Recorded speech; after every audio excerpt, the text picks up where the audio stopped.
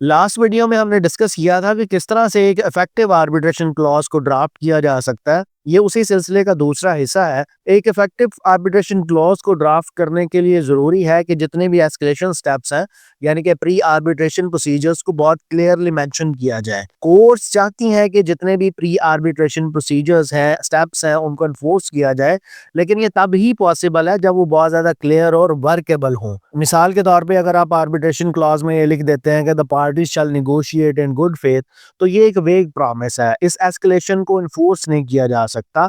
इसकी बजाय आपको चाहिए कि आप प्रॉपर मैकेनिकल डिटेल्स दें, यानी कि एग्जीक्यूटिव की मीटिंग होगी 10 दिन के अंदर, 20 दिन के अंदर मीडिएशन होगी और फिर उसके 30 दिन के बाद ईदर पार्टी आर्बिट्रेशन के लिए जा सकती है। अब ये वो मैकेनिकल डिटेल्स हैं जिन्हें कोर्ट्स भी इन्फोर्स करती हैं और इसे टाइम एंड अगेन कोर्ट्स ने एज कंडीशन प्रेसिडेंट अपहोल्ड भी किया हुआ है। फिर इसी तरह से अगर हम अमेरिका की बात करें तो अमेरिका में आर्बिट्रेशन क्लॉजेस के अपने ही चैलेंजेस है। मिसाल के तौर पे जो क्वेश्चन ऑफ आर्बिटेबिलिटी है, यानी कि आपका डिस्प्यूट आर्बिट्रेशन के लिए एलिजिबल है या नहीं है, ये क्वेश्चन आमतौर पे कोर्ट्स डिसाइड किया करती हैं। लेकिन अगर आप चाहते हैं कि ये क्वेश्चन भी आर्बिट्रेटर्स डिसाइड करें, तो फिर उसके लिए आपको उन्हें ये पावर देना पड़ेगी थ्रू आर्बिट्रेशन क्लॉज कि वो क्वेश्चन ऑफ आर्बिटेबिलिटी डिसाइड करें।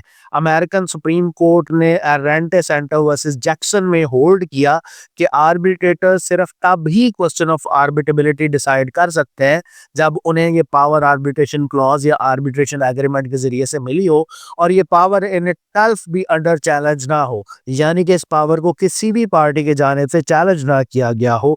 ओनली देन आर्बिट्रेटर्स जो है वो क्वेश्चन ऑफ आर्बिटेबिलिटी डिसाइड कर सकते हैं। इसी तरह से वेस्ट ब्रिज वर्सेस मिटल केस में सिंगापुर की कोर्ट ने होल्ड किया जो आर्बिटेबिलिटी है वो दो तरह से टेस्ट की जा सकती है, यानी कि ये चेक करना हो कि आपका डिस्प्यूट आर्बिट्रेशन के लिए एलिजिबल है या नहीं है, वो दो तरीके से किया जा सकता है। नंबर वन इज के जो लॉ आपके आर्बिट्रेशन एग्रीमेंट को गवर्न कर रहा है उसके जरिए से, और सेकेंडली जो लॉ ऑफ सीट है उसके जरिए से डिटरमिन किया जा सकता है।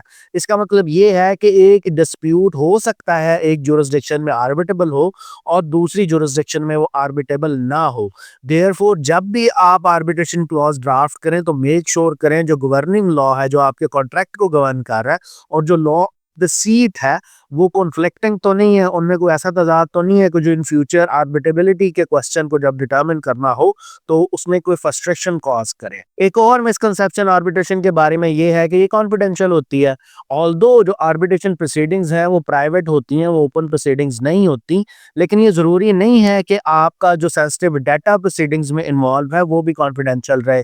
हर जुरिस्डिक्शन में ये मेक श्योर करना पॉसिबल नहीं है। तो for that you need to have an effective arbitration clause जिसमें क्लियरली मेंशन किया गया हो कि जितना भी सेंसिटिव डाटा इन्वॉल्व है उस प्रोसीडिंग्स में उसको किस तरह से कॉन्फिडेंशियल रखा जाएगा, क्या ऑब्लिगेशन ऑफ द पार्टीज होंगी और प्रोटोकॉल्स क्या होंगे उस डाटा को हैंडल करने के लिए। अगर आप ये नहीं लिखते, क्लियरली मेंशन नहीं करते, तो फिर आपका जो सेंसिटिव डाटा है वो एट रिस्क है, उसकी कॉन्फिडेंशियलिटी किसी भी स्टेज पे बीच हो सकती है। तो ओवरऑल अगर देखा जाए तो फ्रस्ट्रेटिंग डिस्प्यूट सिर्फ वही होते हैं जो एक पुअरली ड्राफ्टेड आर्बिट्रेशन क्लॉज से ओरिजिनेट होते हैं। इसलिए जब भी आप आर्बिट्रेशन क्लॉज को ड्राफ्ट करें तो मेक श्योर करें कि आप जिस आर्बिट्रेशन इंस्टीट्यूट का नाम मेंशन कर रहे हैं वो कहीं नॉन एग्जिस्टेंट तो नहीं है, जो लॉ आपके आर्बिट्रेशन एग्रीमेंट को गवर्न कर रहा है और जो लॉ ऑफ द सीट है वो कॉन्फ्लिक्टिंग तो नहीं है, आप सीट और वेन्यू को कहीं कंफ्यूज तो नहीं कर रहे।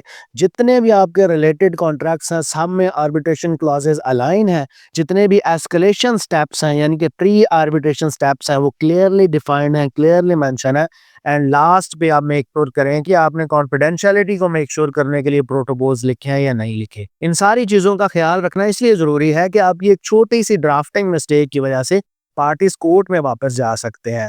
तो देयरफॉर एक वेल ड्राफ्टेड आर्बिट्रेशन क्लॉज ही ये इंश्योर करती है, ये गारंटी करती है कि जब भी एक डिस्प्यूट राइज होगा तो वो फेयर, एफिशिएंट और इन्फोर्सेबल आउटकम्स के साथ रिजॉल्व होगा।